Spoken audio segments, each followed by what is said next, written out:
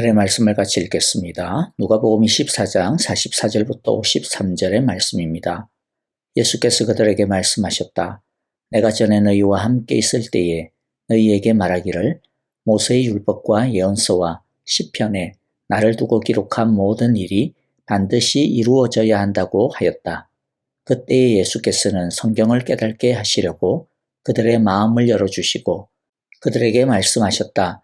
이렇게 기록되어 있다. 곧 그리스도는 고난을 겪으시고 사흘째 되는 날에 죽은 사람들 가운데서 살아나실 것이며 그의 이름으로 죄 사함을 받게 하는 회개가 모든 민족에게 전파될 것이다 하였다.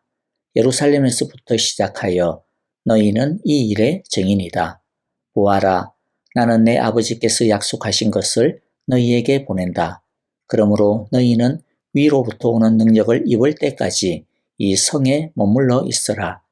그리고 예수께서는 그들을 밖으로 베다니까지 데리고 가서 손을 들어 그들을 축복하셨다. 예수께서는 그들을 축복하시는 가운데 그들에게서 떠나 하늘로 올라가셨다. 그들은 예수께 경배하고 크게 기뻐하면서 예루살렘으로 돌아가서 하나님을 찬양하면서 날마다 성전에서 지냈다. 아멘.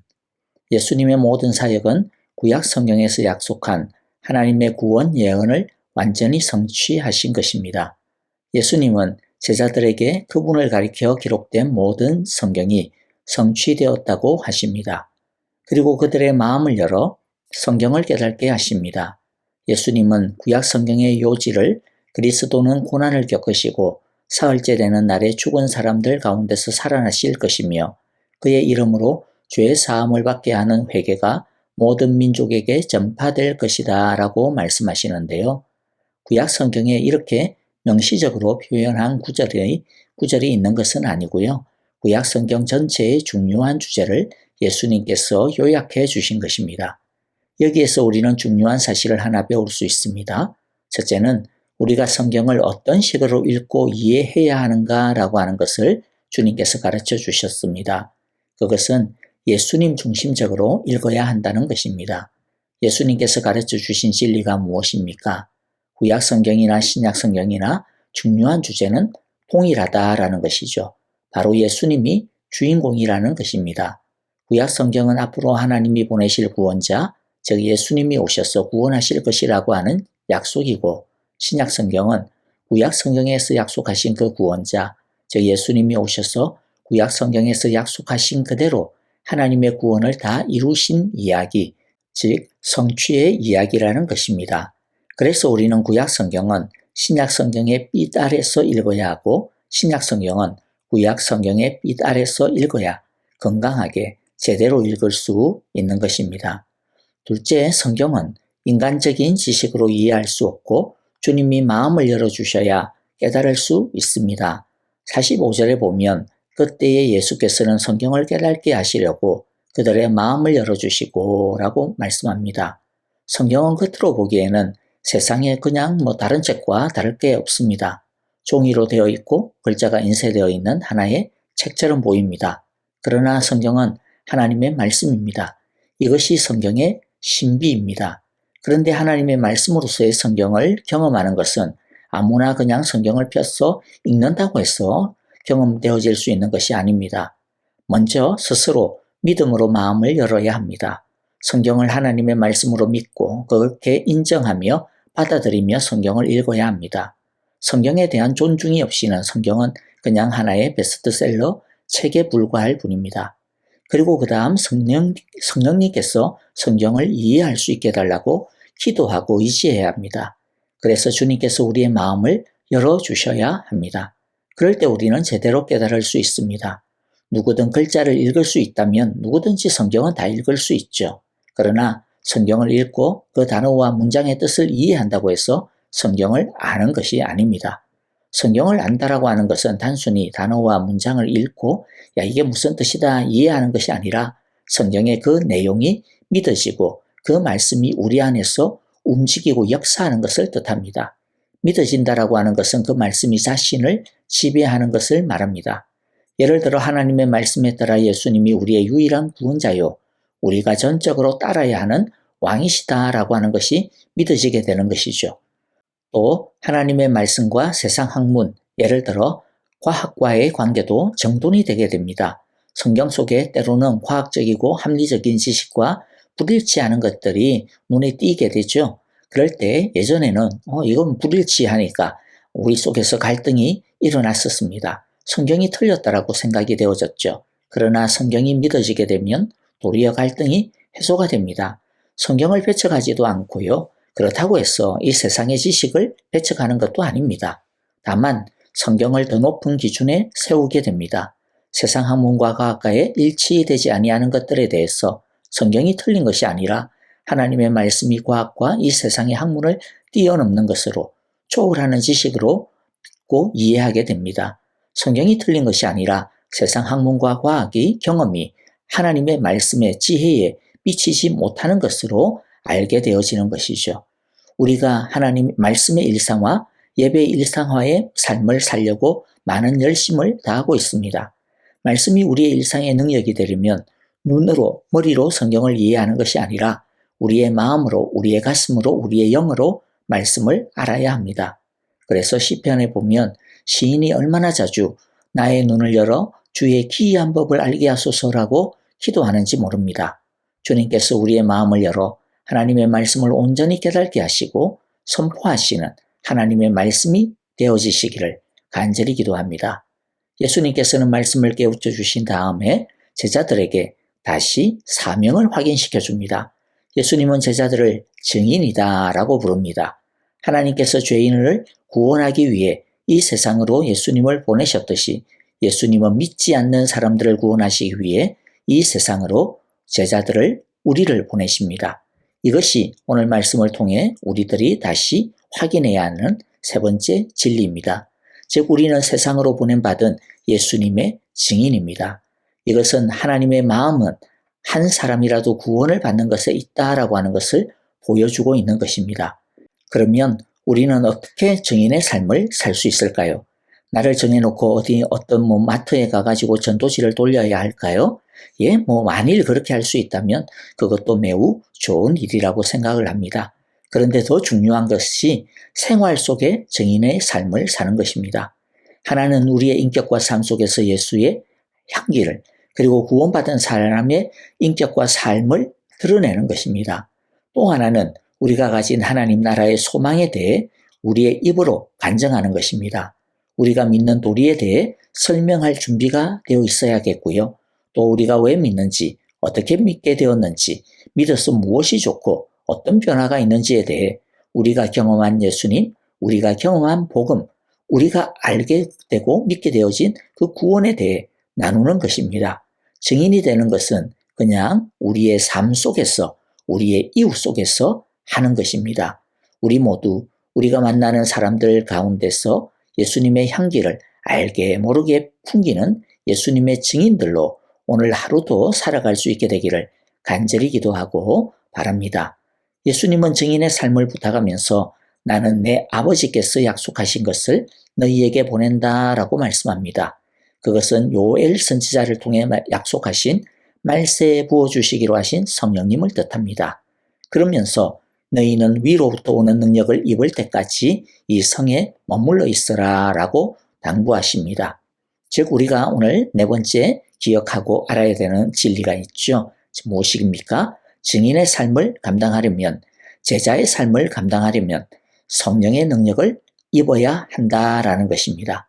증인의 삶은 용기가 있다고, 사람을 잘 사귀는 능력이 있다고 해서, 말빨이 좋다고 해서, 무슨 대단한 체험을 많이 했다라고 해서, 성경을 많이 안다라고 해서, 또 인품이 아주 좋아가지고 사람들이 칭찬하는 사람이다라고 해서 그런 것으로 되는 것이 아니라는 것입니다.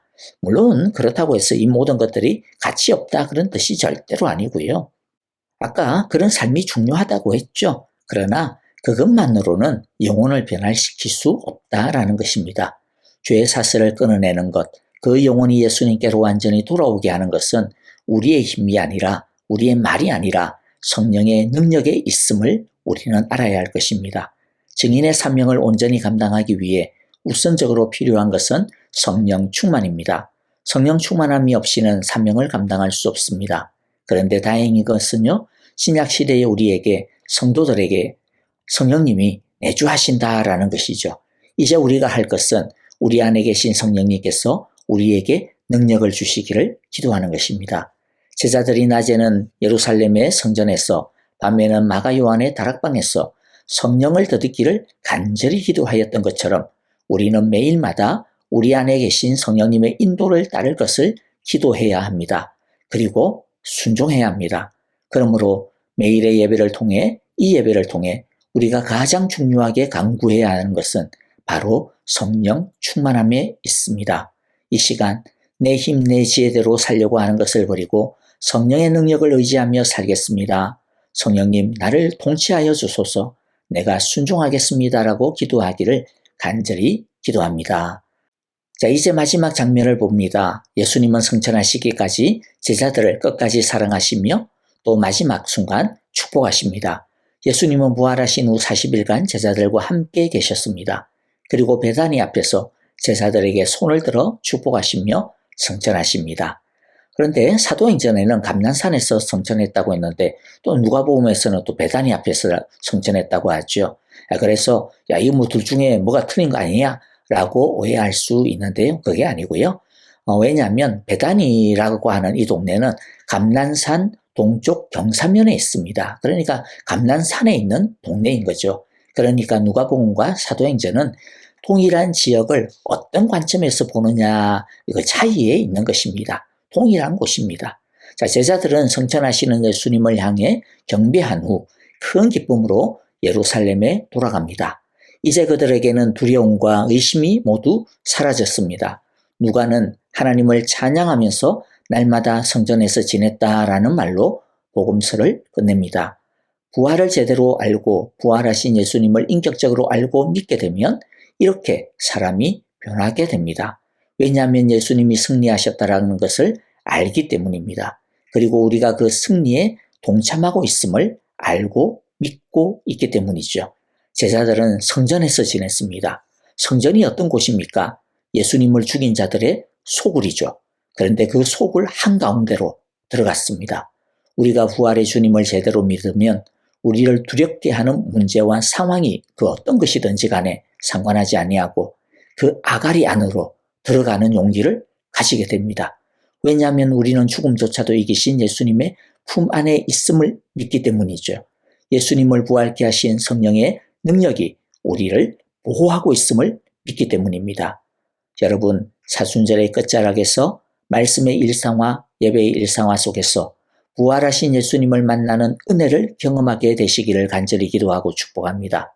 성령의 충만함에 압도되어지는 은혜를 경험하는 우리 모두가 되시기를 간절히 기도하고 축복합니다. 말씀을 붙들고 기도하는 시간이 되어지기를 바라는데요. 우크라이나에 하나님의 평화를 부활의 능력을 주옵소서라고 기도합시다. 형제자매들을 위해 기도해 주실 때 특별히 슬픔을 당한 가정 김봉래, 진봉자 집사님 우리 그 가정 주님께서 위로하여 주시고 부활의 소망의 능력이 성령의 충만함의 평화가 가득 넘치시기를 또 앞으로의 장례 일정 가운데 하나님의 은혜와 평화가 함께 하시기를 기도해 주시기를 바랍니다. 아프신 성도님들을 위해 계속 기도 부탁합니다. 박윤경 전도사님의 강건함을 위해 박한신 장로님 확실한 치료 방법을 통하여 확실한 치유를 경험케 하여 주소서 고쳐주소서라고 기도해 주시고요. 박옥자 권사님 지금 약물 치료 중인데 뼈에 전이되어진 바이러스가 깨끗하게 이 치료를 통하여 사라질 수 있도록 깨끗한 치료를 위해 기도해 주시고요. 이두상 집사님을 위해 기도해 주시고 우리 여러분들 또 우리 함께 서로를 돌아보며 사랑과 선행을 격려하는 기도합시다. 이제 우리 함께 찬양 드리며 기도하겠습니다.